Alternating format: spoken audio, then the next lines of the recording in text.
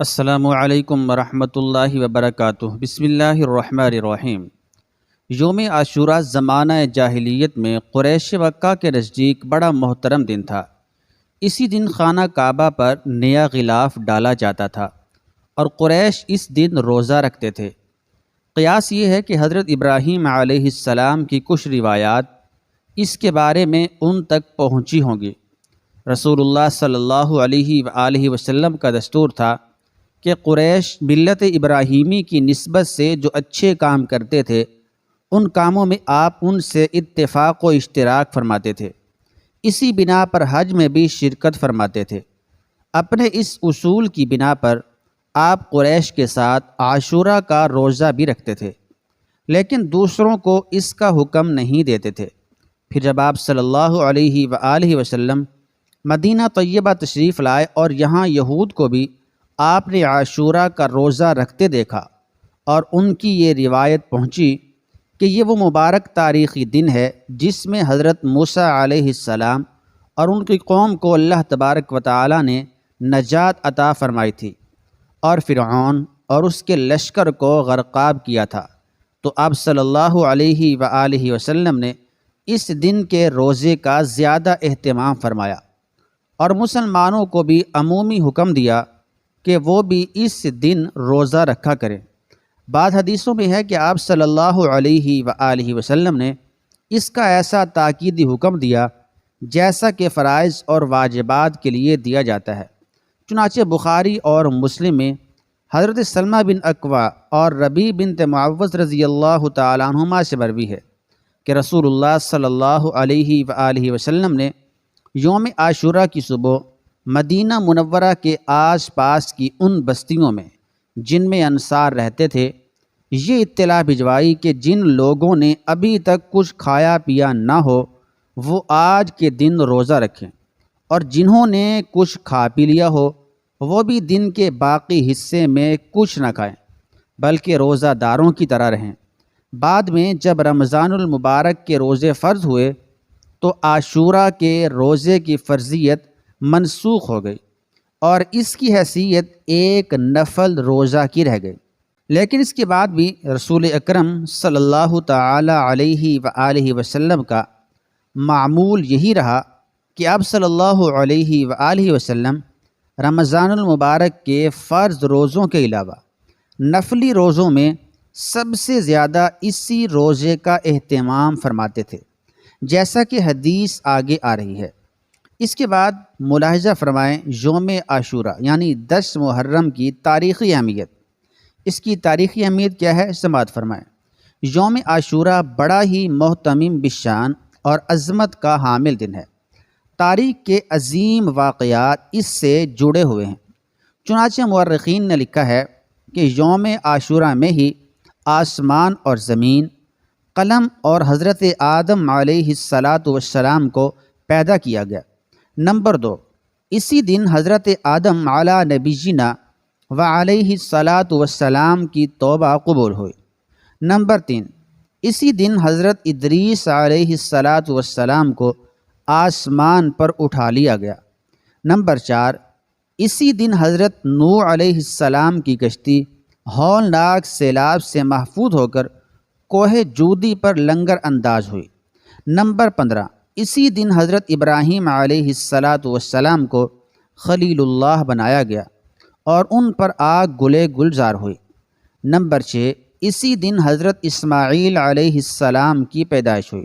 Number 7، اسی دن حضرت یوسف علیہ السلام کو قید خانے سے رہائی نصیب ہوئی اور مصر کی حکومت ملی۔ نمبر 8، اسی دن حضرت یوسف علیہ السلام کی حضرت یعقوب علیہ السلام سے ایک طویل عرصے کے بعد ملاقات ہوئی۔ نمبر 9، اسی دن حضرت موسیٰ علیہ السلام اور ان کی قوم بنی اسرائیل کو فرعون کے ظلم و استبداد سے نجات حاصل ہوئی۔ نمبر 10، اسی دن حضرت موسیٰ علیہ السلام پر تورات نازل ہوئی۔ نمبر 11، اسی دن حضرت سلیمان علیہ السلام کو بادشاہت واپس ملی۔ نمبر 12، اسی دن حضرت ایوب علیہ السلام کو سخت بیماری سے شفا نصیب ہوئی۔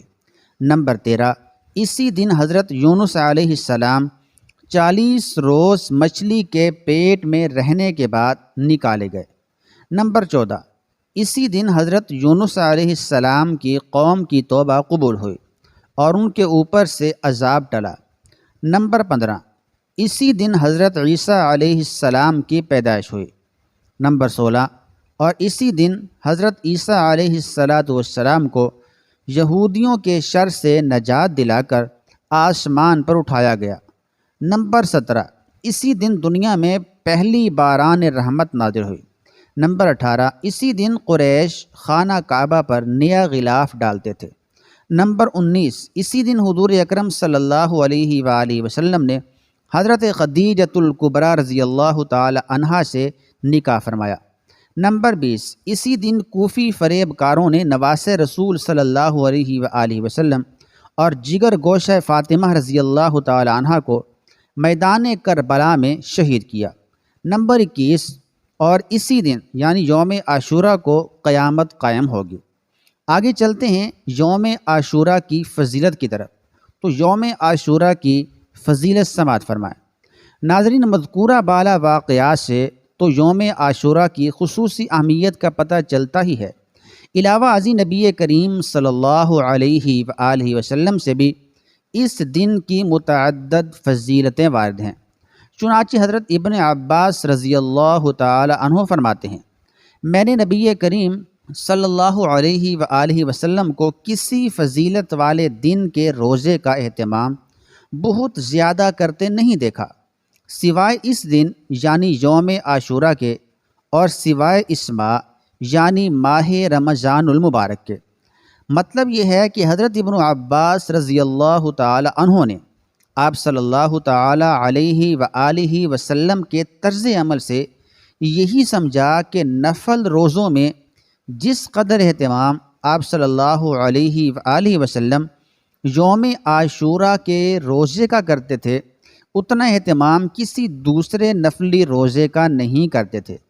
حضرت ابن عباس رضی اللہ تعالی عنہ سے مروی ہے کہ رسول اللہ صلی اللہ علیہ وآلہ وسلم نے ارشاد فرمایا، روزے کے سلسلے میں کسی بھی دن کو کسی دن پر فضیلت حاصل نہیں مگر ماہ رمضان المبارک کو اور یوم عاشوراء کو، کہ ان کو دوسرے دنوں پر فضیلت حاصل ہے۔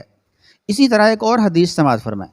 حضرت ابو قتادہ رضی اللہ تعالی عنہ کہتے ہیں کہ رسول اللہ صلی اللہ علیہ وآلہ وسلم نے فرمایا کہ مجھے امید ہے کہ عاشوراء کے دن کا روزہ، 10 محرم کے دن کا روزہ گزشتہ سال کے گناہوں کا کفارہ ہو جائے گا۔ سبحان اللہ۔ ان تمام احادیث شریف سے ظاہر ہے کہ یوم عاشوراء بہت ہی عظمت اور تقدس کا حامل مہینہ ہے، لہذا ہمیں اس دن کی برکات سے بھرپور فیض اٹھانا چاہیے۔ ماہ محرم کی فضیلت اور اس کی وجوہات۔ ناظرین، یوم عاشوراء کے ساتھ ساتھ شریعت مطہرہ میں محرم کے پورے ہی مہینے کو خصوصی عظمت حاصل ہے۔ یہ نہیں کہ صرف 10 دن عظمت والے ہیں، سارا مہینہ عظمت والا ہے۔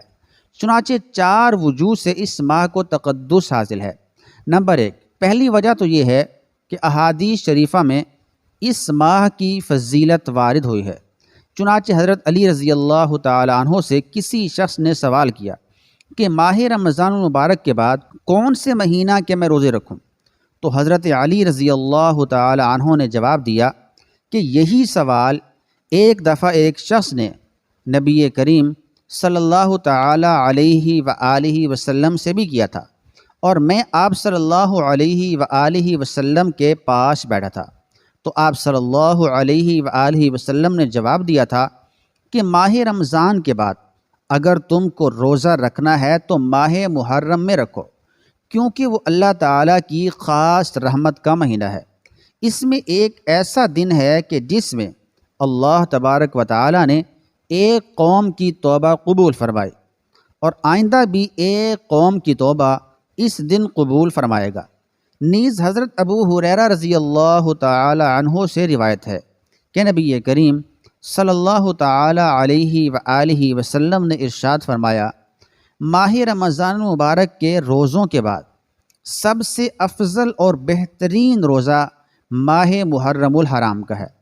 اسی طرح حضرت ابن عباس رضی اللہ تعالی عنہ سے روایت ہے کہ نبی کریم صلی اللہ علیہ وآلہ وسلم نے ارشاد فرمایا، جو شخص محرم کے ایک دن میں روزہ رکھے اور اس کو ہر دن کے روزے کے بدلے 30 دن روزہ رکھنے کا ثواب ملے گا، یعنی ایک روزہ رکھے گا تو 30 دن روزہ رکھنے کا یعنی ایک مہینے کے روزوں کا ثواب ملے گا۔ سبحان اللہ۔ مندرجہ بالا احادیث شریفہ سے دوسری وجہ یہ معلوم ہوئی کہ یہ شہر اللہ ہے، یعنی اللہ تعالیٰ کی خاص رحمتوں کا مہینہ ہے، تو اس ماہ کی اضافت اللہ تعالیٰ کی طرف کرنے سے اس کی خصوصی عظمت اور فضیلت ثابت ہوئی۔ تیسری وجہ یہ ہے کہ یہ مہینہ اشہر حرم یعنی ان 4 مہینوں میں سے ہے کہ جن کو دوسرے مہینوں پر ایک خاص مقام حاصل ہے۔ وہ 4 مہینے یہ ہیں: نمبر 1 ذی قعدہ، نمبر 2 ذی الحجہ، نمبر 3 محرم الحرام، نمبر 4 رجب المرجب۔ چوتھی وجہ یہ ہے کہ اسلامی سال کی ابتدا اسی مہینے سے ہے، چنانچہ حضرت امام غزالی رحمۃ اللہ تعالی علیہ لکھتے ہیں کہ ماہ محرم میں روزوں کی فضیلت کی وجہ یہ ہے کہ اس مہینے سے سال کا آغاز ہوتا ہے، اس لیے اسے نیکیوں سے معمور کرنا چاہیے، اور خداوند قدوس سے یہ توقع رکھنی چاہیے کہ وہ ان روزوں کی برکت سے پورے سال روزہ رکھنے کا ثواب عطا فرمائے گا۔ یوم عاشورہ میں کرنے کے کام۔ احادیث طیبہ سے یوم عاشورہ میں صرف 2 چیزیں ثابت ہیں۔ نمبر 1 روزہ، جیسا کہ اس سلسلے میں روایات گزر چکی ہیں، لیکن یہاں پر یہ بات یاد رکھنی چاہیے کہ احادیث میں نبی کریم صلی اللہ علیہ وآلہ وسلم نے کفار اور مشرکین کی مشابہت اور یہود و نصارہ کی بود و باش اختیار کرنے سے منع فرمایا ہے۔ اس حکم کے تحت چونکہ تنہا یوم عاشورہ کا روزہ رکھنا یہودیوں کے ساتھ اشتراک اور تشابہ تھا، اور دوسری طرف اس کو چھوڑ دینا، روزہ نہ رکھنا، اس کی برکات سے محرومی کا سبب تھا، اس لیے اللہ تعالیٰ کے مقدس پیغمبر صلی اللہ تعالیٰ علیہ وآلہ وسلم نے ہمیں یہ تعلیم دی کہ یوم عاشورہ کے ساتھ ایک دن کا روزہ اور ملا لو۔ بہتر تو یہ ہے کہ 9ویں اور 10ویں تاریخ کا روزہ رکھو، اور اگر کسی وجہ سے 9ویں کا روزہ نہ رکھ سکو، 9 تاریخ کا روزہ نہ رکھ سکو، تو پھر 10ویں کے ساتھ 11ویں کا روزہ رکھ لو، یعنی ایک نہ رکھو، 2 اکٹھے رکھو، تاکہ یہود کی مخالفت ہو جائے اور ان کے ساتھ کسی بھی قسم کا تشابہ نہ رہے، جیسا کہ حضرت عبداللہ بن عباس رضی اللہ تعالی عنہما سے مروی ہے کہ جب رسول اللہ صلی اللہ علیہ وآلہ وسلم نے یوم عاشورہ کا روزہ رکھا اور مسلمانوں کو بھی اس کا حکم دیا، تو بعض صحابہ کرام رضوان اللہ تعالی علیہم اجمعین نے عرض کیا، یا رسول اللہ صلی اللہ علیہ وآلہ وسلم، اس دن کو یہود و نصارہ بڑے دن کی حیثیت سے مناتے ہیں، تو کیا اس میں کوئی ایسی تبدیلی ہو سکتی ہے جس کے بعد یہ اشتراک اور تشابہ والی بات ختم ہو جائے؟ تو آپ صلی اللہ علیہ وآلہ وسلم نے ارشاد فرمایا، جب اگلا سال آئے گا تو ہم 9ویں کو بھی روزہ رکھیں گے، یعنی 2 روزے رکھیں گے۔ ابن عباس رضی اللہ تعالیٰ عنہ بیان فرماتے ہیں کہ اگلا سال آنے سے پہلے ہی رسول اللہ صلی اللہ علیہ وآلہ وسلم کی وفات ہو گئی۔ نمبر 2 دوسرا کام جو ہم نے اس مہینے میں کرنا ہے، اہل و عیال پر رزق میں فراخی۔ شریعت اسلامیہ نے اس دن کے لیے دوسری تعلیم یہ دی ہے کہ اس دن اپنے اہل و عیال پر کھانے پینے میں وسعت اور فراخی کرنا اچھا ہے، کیونکہ اس عمل کی برکت سے تمام سال اللہ تعالیٰ فراخی رزق کے دروازے کھول دیتا ہے۔ چنانچہ حضرت ابو ہریرہ رضی اللہ تعالی عنہ سے روایت ہے کہ رسول اللہ صلی اللہ علیہ وآلہ وسلم نے ارشاد فرمایا، جو شخص عاشورہ کے دن یعنی 10 محرم الحرام کے دن اپنے اہل و عیال پر، اپنے گھر والوں پر کھانے پینے کے سلسلے میں فراخی اور وسعت کرے گا تو اللہ تعالیٰ پورے سال اس کے رزق میں وسعت عطا فرمائیں گے۔ سبحان اللہ۔ ناظرین، آخر میں ہم بات کرتے ہیں ان غلط باتوں کی، ان غلط رسومات کی، ان غلط باتوں کی جو محرم الحرام کے حوالے سے عوام کے اندر مشہور ہیں، بعض لوگ یہ کہتے ہیں کہ محرم الحرام کے مہینے کے اندر گوشت گھر میں نہیں ہونا چاہیے، اس سے بے برکتی ہوتی ہے اور گھر میں نقصانات ہوتے ہیں۔ اور بعض یہ کہتے ہیں کہ قربانی کا گوشت جو ہم فریج میں رکھتے ہیں وہ محرم الحرام کا مہینہ ختم ہونے سے پہلے ختم ہو جانا چاہیے، یعنی وہ گوشت پہلے استعمال کر لینا چاہیے۔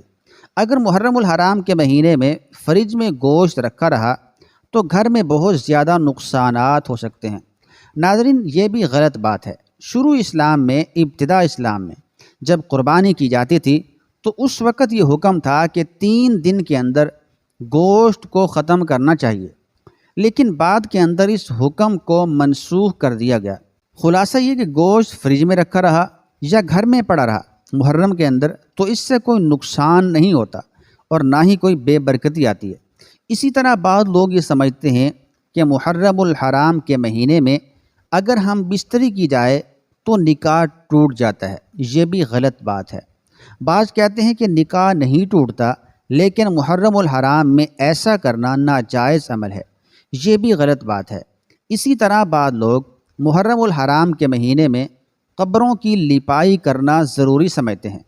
اصل مسئلہ یہ ہے کہ آپ کے کسی عزیز کی قبر اگر بوسیدہ ہے، پرانی ہو چکی ہے اور اس کی مرمت کی ضرورت ہے تو آپ کسی بھی وقت اس کی مرمت کر سکتے ہیں۔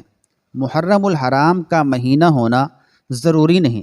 اسی طرح عورتیں بن سنور کر، بن ٹھن کر قبرستان میں جاتی ہیں محرم الحرام کے مہینے میں، تو عورت کا قبرستان جانا یہ بھی ناجائز ہے۔ اللہ کے رسول صلی اللہ علیہ وآلہ وسلم نے ایسی عورت پر لعنت کی ہے جو بے پردہ ہو کر گھر سے نکلتی ہے اور قبرستان میں جاتی ہے۔ ہاں، جو بہت بوڑھی عورت ہے اس کے لیے شریعت میں گنجائش ہے، اس کے لیے کچھ رعایت ہے، اور بہت بوڑھی عورت کے لیے پردے کی بھی گنجائش ہے کہ وہ اپنا چہرہ کھولنا چاہے تو کھول سکتی ہے، شریعت نے آسانی دی ہے۔ لیکن بہتر یہی ہے کہ وہ اپنے آپ کو پردے میں رکھے اور چھپا کر رکھے۔ اور اگر آپ کے کسی عزیز کی قبر ہے، بھائی کی، بہن کی، ماں کی، باپ کی، تو آپ گھر بیٹھ کر بھی ایصال ثواب کر سکتی ہیں۔ ہاں، جو مرد حضرات ہیں وہ قبرستان کے اندر جا کر ایصال ثواب کر سکتے ہیں، بلکہ مرد حضرات کو ہر جمعے قبرستان جانا چاہیے۔ اسی طرح بعض لوگ اس مہینے میں سوگ کرتے ہیں اور کہتے ہیں کہ یہ سوگ کا مہینہ ہے، یہ افسوس کا مہینہ ہے، تو یاد رہے کہ یہ بھی ناجائز عمل ہے۔ سوگ صرف 3 دن ہوتا ہے۔ ہاں، جس عورت کا خاوند وفات پا جائے اس کے لیے حکم اور ہے۔